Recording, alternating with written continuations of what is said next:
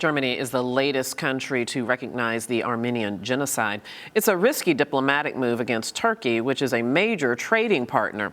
Vladimir Putin and Francois Hollande are among the world leaders who traveled to Armenia to mark the 100th anniversary of the mass killing. But Turkey strongly denies that the atrocity constitutes genocide. The issue clouds Turkey's relationships with its close allies. Simon Adams is the executive director of the Global Center for the Responsibility to Protect. The research and advocacy organization works with the UN and member states to prevent mass atrocities. I spoke with him earlier. Simon, it's good to see you. Thank you so much for coming in. I want to start with, on this day of commemoration of the 100th anniversary of this Armenian atrocity that 23 nations recognize as a genocide, but there are still a significant number who don't use that terminology. Why is the terminology genocide still so controversial? I mean, I don't think it is controversial. I think the fact that so many states have recognized it, and I think more than that, you know, there's a whole body of academic work of people around the world, human rights organizations. Of course, the Pope in the last week came out and made a very strong statement about it.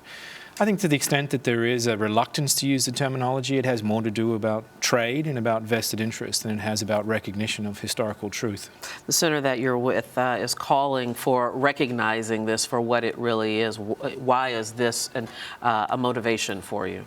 Well, I think truth is very important in and of itself, but I think a denial of genocide is not only an insult to those who survived that genocide, but 100 years later, remembering this is 100 years that we've gone on, I think it's very important for us to understand what happened in the past in order to obviously prevent the recurrence of these kinds of crimes in the future.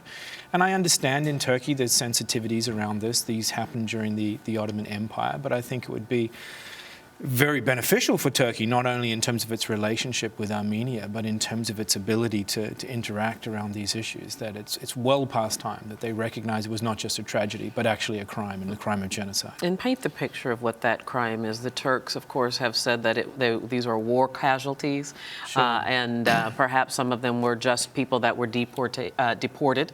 But give us an idea of what the reality of it was. Sure. And as an Australian, I feel tied to this history somewhat. There's a line of blood that kind of connects Australians and New Zealanders to the Armenian genocide, because the Allies invaded Turkey on the 25th of April 1915, and the genocide began the day beforehand and was linked in the sense that they were trying to round up an ethnic minority who they saw as being treasonous, who they saw as being, because they were Christian, as being potential sympathizers for those who were about to invade.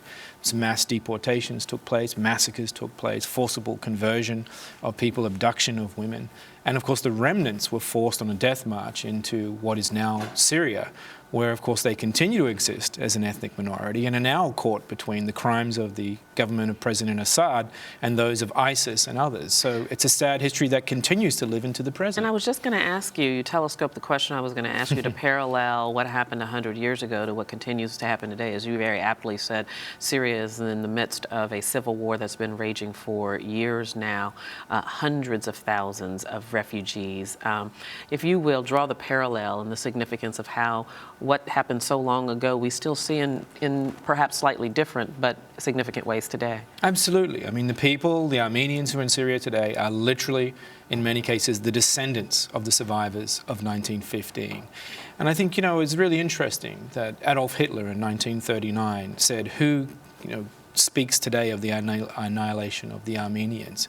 So in other words, the impunity that happened at the end of the First World War for the perpetrators of these crimes emboldened people like Adolf Hitler to commit, of course, the Holocaust and the crimes that he committed. So this is, again, goes back to your question of why is it important? Because denial of the past, denial of history, denial of truth actually enables perpetrators.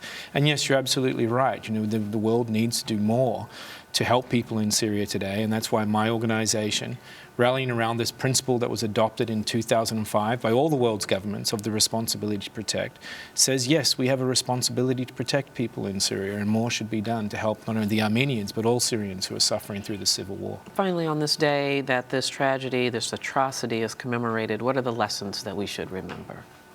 That's a good question. I think, again, it goes to the fact that, you know, evil is not something that sort of manifests itself miraculously amongst us. Evil in this case is something that is planned, something that is systematically orchestrated and incited and is carried out. And that means it can also be disrupted, and it can also be stopped by human beings working to end atrocities in the world once and for all. Well, very well said. Dr. Simon Adams, thank you very much. No, thank you so much, Nice Debbie, for having me here. And coming up next on Arise America, on the eve of the World Malaria Day, a remarkable breakthrough vaccine that could save the lives of millions across the continent of Africa. That when we come back.